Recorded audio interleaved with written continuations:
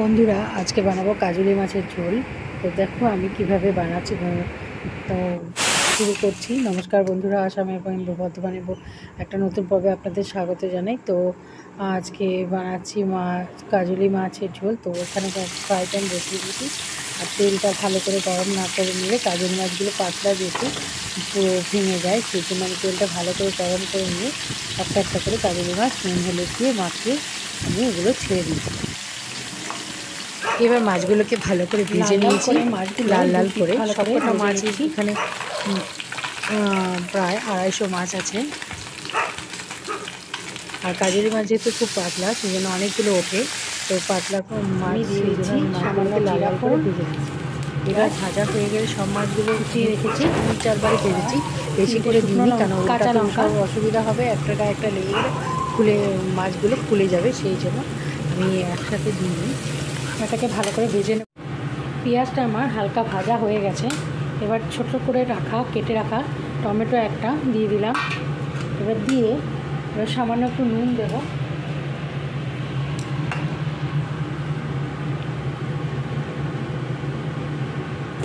Half চামচের মতো নুন দিলাম, দিয়ে এটাকে ভালো করে নাড়বো। আর টমেটোটা নরম হওয়া পর্যন্ত আমাকে এটা করতে হবে। তো আমি এটা ঢেকে রাখছি। ঢেকে দিলাম, টমেটোটা চট করে নরম হয়ে যাবে। এইবার একে একে সব মশলাগুলো দেবো। দিয়ে দিচ্ছি হলুদ, জিরের গুঁড়ো আর ধনের গুঁড়ো, আর দেবো শুকনো লঙ্কার গুঁড়ো।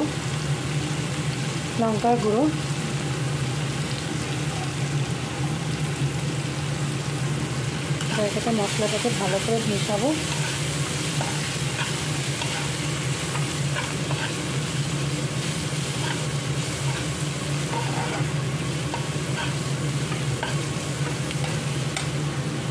এবার আমি এর মধ্যে বরবটিটা দিয়ে দেবো, কারণ আলুটা আমার সেদ্ধ করাই আছে, সেই জন্য বরবটিটা দিয়ে দিচ্ছি।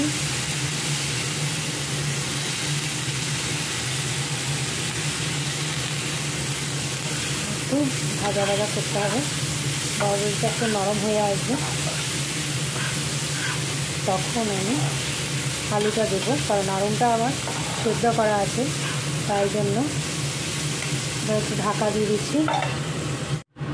এটা প্রায় হয়ে এসছে। এবার আমি দিয়ে দিচ্ছি আলুগুলো। সেদ্ধ একটা আলু এখানে আমি দিয়েছি। তারপরে এটা মিশিয়ে নেব।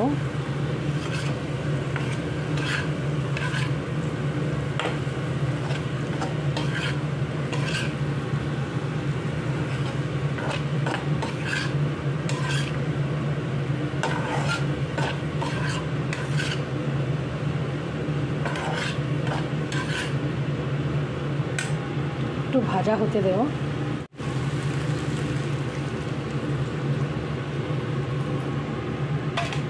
এবার ঝোলটা ফুটে উঠলেই আমার মাছগুলো দিলেই আমার তরকারি মাছের ঝোল একদম হালকা পাতলা। দেখতেই পেলেন কোনো কিছু দিইনি সেরকমভাবে, একদম হালকা পাতলাভাবে মাছের ঝোল আমার রেডি হয়ে যাবে। এবার আমি একটু ঢাকা দিয়ে রাখি, কারণ জলটা তাড়াতাড়ি ফুটে উঠবে।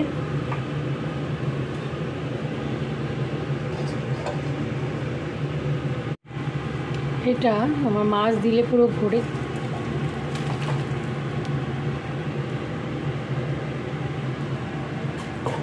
কারণ ফুটছে তো একদম হয়ে যাচ্ছে। এবার এখানে হোক, এটাতে আমি ঢেলে নিলাম। এবার দিয়ে দেবো মাছগুলো 2 মিনিট পর। মাছের ঝোলটা আমার ফুটে গেছে।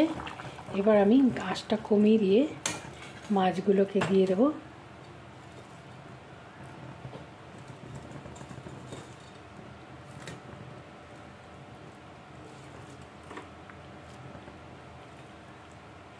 কয়েকটা মাছ ভাজা খাওয়ার জন্য রেখে দিচ্ছি।